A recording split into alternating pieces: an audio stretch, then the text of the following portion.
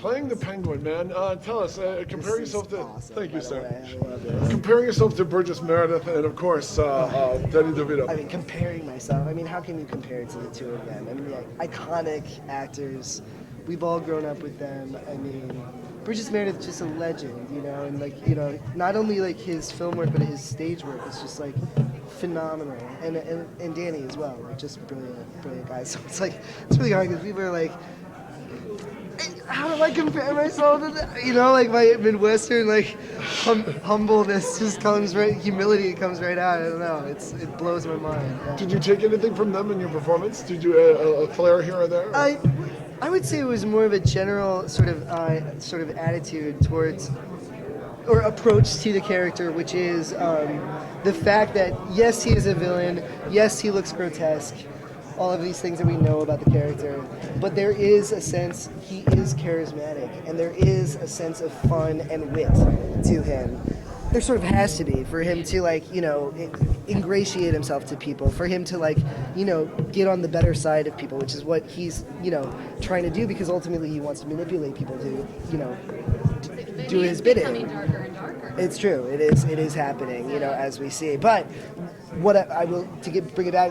What both Burgess and Danny brought to the role was such a sense of like fun, that like that's the one thing that like I want to keep in the character. I want to keep this sort of sense of like, you know, irony and wit and enjoyment of the situation, because otherwise if it gets too serious, then it you know, it's not as enjoyable, you know, at least for me. So yeah. How much of it is you that you're able? Right? I know you're inspired by Danny and stuff, but how much of it is your character that you, or are you directed to do what you do? Because you kind of like, we've never seen Penguin like this. Well, yeah. It's amazing. Well, I give so much credit to Bruno Heller and the rest of our John Stevens, the rest of our amazing writers. Like they've created such, you know.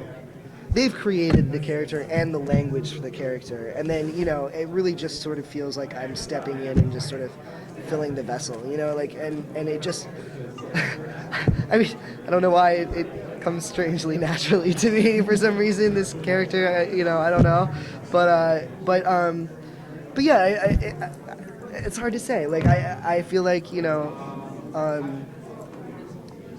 there are things about Cobblepot that I identify with, you know, that I understand, that, you know, obviously I don't, you know, I wouldn't make the same choices that he makes in certain things. I have a respect for human life that I don't think that he has exactly, you know, but at the same time, like, I do understand what it feels like to be different and to, like, you know, be an outsider and to be discounted for, you know, the way you look or what your interests are and like what that feels like, and, you know, all of that, like, personal experience, like, I definitely have brought to the role, and it has helped me, you know, create ideally a three-dimensional person that, even though we're in this fantastic comic book world, that you could, you know, sort of understand or see him in the real world in a strange way, you know, like, that's the whole thing about Batman, is that there's something like, it's not so removed from reality, it always has one foot still in, you know, the real world, and 1 foot out of it, even though, you know, again, it's comic book, but like,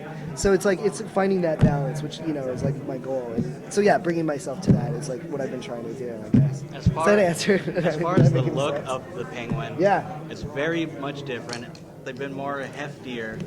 Right. Would you ever want to see that in Gotham? Get, you know, the Penguin get more heftier looking, or His appearance seems to be changing.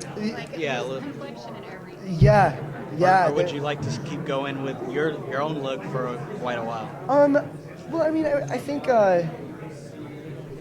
whatever it would be, I would like it to be gradual, because I like, you know, I like the fact that, you know, we're sort of taking our time with these characters, and like, you know, and I don't want him to immediately go to, you know, like, end of season 1, like, he's, you know, successful, you know, like, and then we go season 2 and he's, you know, king of Gotham City, which that wouldn't be interesting to me. Like, I want there to be challenges, because I think that's more, you know, real, and like, you know, and also still there's a lot of time. I mean, Bruce is a little, you know, he's a little guy still, you know what I mean? Like, he's got ways to go.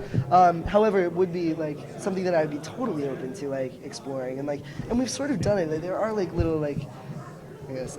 Can I use the term Easter egg without sounding like an asshole? No, but go for it. Right. But there have been like little like things in this show, you know, like even in the pilot where he kills the man for a sandwich. Like there are little relationships with food that he, you know, has, and like, you know, and addiction and drinking, and so, you know, I think, you know, you'll start to like see more of that as we go along. Yeah. A slow build. I like a slow build. Yeah. Can you talk a little bit about his relationship with his mother and how great it is to work with Carol King? She's such a dream. She's such an amazing actor to work with, and like, literally, I mean, I don't know if I can. I'll tell the story really fast. So it was the second episode where I got the script and I found out that I had a mom, and I immediately, I don't know why, I immediately like texted my agent. I was like, I have a mom in the show. It needs to be Carol Kane. I think I had seen her name like earlier that day on some website or something, like it was her birthday or something. And then my agent was like, whatever, hold your breath. Don't, you know, there are a lot of people who are gonna want to meet this, so, you know, whatever. 2 days later, Danny Cannon texts me and he's like, executive producer, and he's like, Carol Kane is playing your mom. And I was like, that was me. I was like, okay. But anyway, she's brilliant. And also, like, the amazing thing about playing, you know, opposite with her is that she brings humanity. She brings a lot of humanity to Oswald. Like, she is his tether back to reality. She is, you know, like, and also with that, which, you know, is unfortunate. And I know nothing specific, but she is a liability to him as well. Because again, the one thing that she's like, you know, the only thing that he cares about, you know. And so, like, I worry about it. Like, she's got to be okay, you know. Well, So. we're gonna end on that one. We're gonna keep moving. Sure. That's pathetic. Hold on. 1, 2, 3. This is for your friends of the mag. 1, 2, 3. Thank you, sir. Awesome, thank you. Good interview. We really appreciate it. Oh, it's my pleasure. Thanks for talking, guys. Have a great day. Oh, it's my pleasure. Yeah.